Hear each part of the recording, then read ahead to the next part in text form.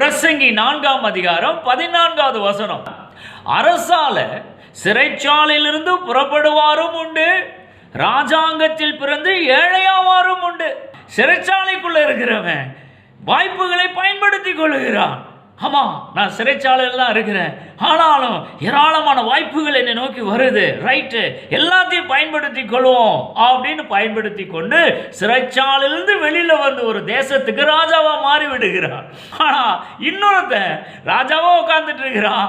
ஏராளமான வாய்ப்புகள்லாம் இன்னும் மேல மேல போறதற்கு வாய்ப்புகள் இருக்குது, ஆனா எதையும் ஒழுங்கா பயன்படுத்த தெரியல இந்த ஆளுக்கு.